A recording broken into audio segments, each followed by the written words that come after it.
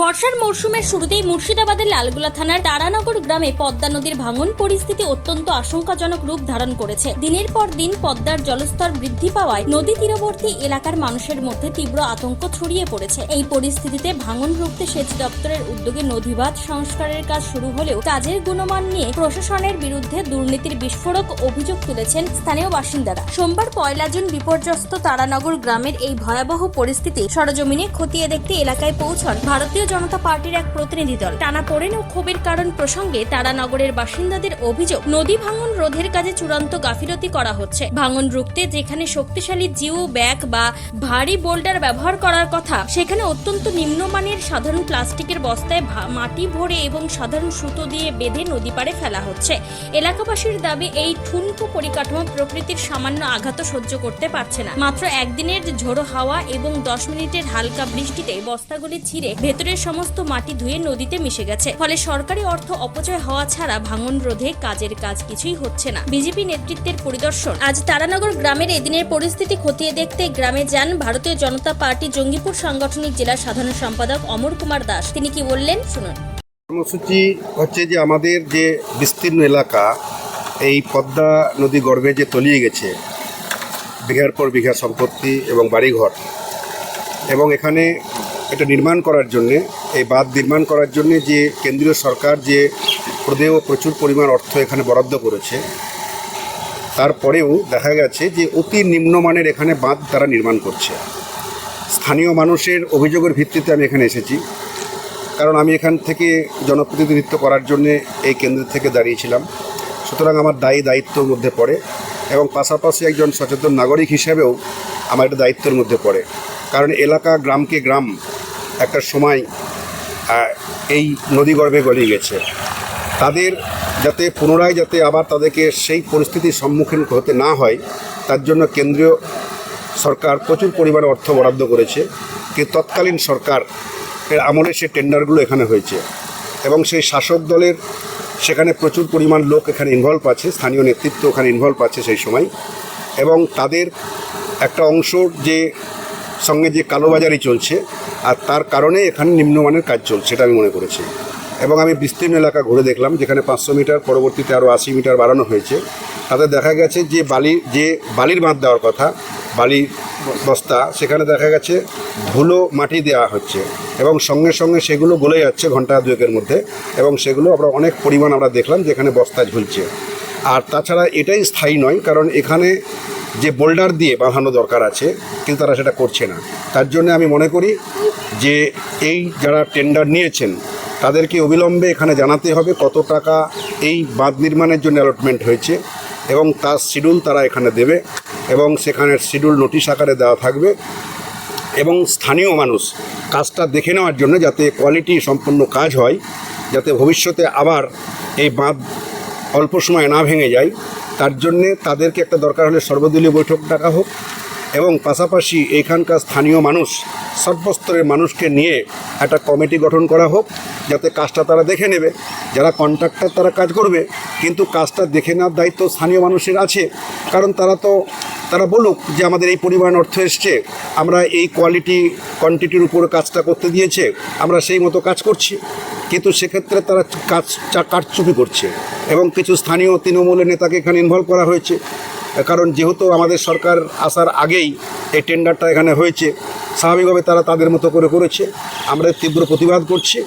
আমরা আগামী দিনে গ্রামের মানুষকে নিয়ে আমরা আন্দোলন করব, এবং পাশাপাশি যদি না হয়, আর আমি আজকে সম্ভবত যদি সময় না পাই, তাহলে 2-1 দিনের মাথাতে আমি বিডিও সাহেবকে বলবো যে আপনি সর্বদলীয় বৈঠক ডাকুন, এবং গ্রামের স্থানীয় মানুষকে নিয়ে একটা এখানে কমিটি তৈরি করা হোক, এবং যে নির্মীয়মানের যে কাজ হচ্ছে সেই কাজটা থেকে বিরত থেকে যাতে এখানে সঠিক কাজ হয়, সেই কাজটা তারা দেখাশোনা করুক। আর সেখানেও যদি বিডিও সাহেব তার দায়িত্ব তিনি না নিতে পারেন, তাহলে আমরা এই ডিপার্টমেন্টে যে মন্ত্রী আছে, আমরা পুরো ঘটনা আমরা পুঙ্খানুভাবে জানাবো, যাতে কাজটা ভালোভাবে হয় তার চেষ্টা আমরা করব। স্থানীয়দের অভিযোগ, এই কাজটা অনেক আগে হওয়ার কথা ছিল, এবং জল যখন নিচু স্তরে ছিল তখন থেকে কাজ হওয়ার কথা ছিল, কিন্তু সেটা না করে জল এখন বাড়ছে। দেখুন, বিজ্ঞান ভিত্তি মেনে যদি হওয়া উচিত ছিল তখনই, কারণ সেই সময় অ্যাকচুয়ালি হওয়া দরকার ছিল, কিন্তু তারা করেনি, কারণ তারা তাদের মতো করে করেছে, ইচ্ছা খুশিভাবে করেছে। আর তারা দেখেছে তার মধ্যে যে সমস্ত মালপত্র এখানে এসেছে সেগুলো তারা আত্মসাৎ করেছে। এখন জল কমেছে, এখন তারা দেখাচ্ছে, কিন্তু তা তো নয়। যখন হয়েছিল তখন তার পরেই তার রেগুলারিটি রেখে কাজটা করতে হতো, তারা করেনি। পাশাপাশি স্থানীয় বাসিন্দা ঝাইটান শেখ কি বলতে চেয়েছেন শোনাবো। কালো বস্তা দিয়ে বাঁধ নিয়েছে, কিন্তু ওগুলো পড়ে যাচ্ছে, কি বলবেন? কালো বস্তা দিয়ে কাজ হচ্ছে, ওগুলো ভেঙে যাচ্ছে বলতে আপনার মাটি লোড করা হয়েছে। সেই মাটিটা গত শুক্রবার 10 মিনিট একটু হাওয়া বয়েছিল, সেই ঢেউগুলো বয়েছে, ঢেউগুলোর কারণে সেই মাটি গলে সব বস্তা খালি হয়ে যাচ্ছে। মেন কথা হলো আপনার মাটির বস্তা দিয়ে নদী বাঁধানো হবে না। এগুলো যদি বালির বস্তা দেয়, বালি ভরে দেয়, তাহলে এগুলো কিছু থাকার সম্ভাবনা আছে। যাতে এভাবে কাজ হলে নদী বাঁধানোর কাজ হবে না সঠিক। আপনারা কিছু বলেছেন গ্রামবাসী? আমরা গ্রামবাসী বলেছি যে এভাবে কাজ হলে কি করে হবে, কারণ তোমার 10 দিন নদী বাঁধানো হচ্ছে, 10 দিনের মধ্যে যদি আপনার মাটির বস্তায় হয়ে গলে যায়, মানুষ 10 বছরের আশা কি করে করতে পারে যে আমি 10 বছর এই জায়গায় বসবাস করব। 10 দিনে তো মাটির বস্তা ফাঁকা হয়ে যাচ্ছে, সে ফটিকগুলো আপনারা নিজ চোখে দেখে এলেন। কতদিন আগে এটা বাঁধানো? এই বাঁধানোর কাজ চলছে, প্রায় চলছে তো 3-4 মাস থেকে, কিন্তু এই বস্তাগুলো বাঁধানো হয়েছে খুব জোর হলে 1 মাস থেকে। কিন্তু আপনার তো এগুলো বালু দেওয়ার কথা, এখানে মাটি দিচ্ছে। এটা জানা হলো তো বলছে যে না, এগুলো মাটি ভর্তির কাজের আছে। মাটি দিয়ে জলে কি মাটির বস্তা থাকবে? কোনোদিন থাকতে পারে না, থাকবেও না। তাহলে কিভাবে বলতে পারে? আপনারা কিছু বলেননি? আপনারা কি আমরা অবজেকশন জানাচ্ছি যে মাটির বস্তা এগুলো তো গলে যাচ্ছে, বস্তা গলে পুরো একদম খালি হয়ে যাচ্ছে, তো মাটির বিপরীতে আপনারা বালির বস্তা দিয়ে এগুলো বাঁধানোর চেষ্টা করেন। দেখলাম অনেকেই যে বস্তাগুলো গলে গেছে, হ্যাঁ, পুরো ফাঁকা হয়ে যাচ্ছে। পুরো যে নেটে আপনার 40টা 50টা করে বস্তা দিয়ে নেট ভর্তি করা হচ্ছে, সে নেটের ভিতর থেকে বস্তা খালি বেরিয়ে যাচ্ছে। লিখিত অভিযোগ জানিয়েছেন ভিডিও বা এসডিও বা ডিএমকে? না, সেরকম লিখিত অভিযোগ জানানো হয়নি। যারা কাজ করছে ওদেরকেই বলানো হয়েছে। এখন ওরা কি ব্যবস্থা করছে, ওরা আজকে আসবে, কোনো মিটিং আছে, সে বিষয়ে কথা হতে পারে। কি চাইছেন? আমরা চাই কাজটা ভালোভাবে হোক। আমরা চলে গেছি, পরবর্তী যারা আছে তারা এনে বসবাস করতে পারে, থাকতে পারে।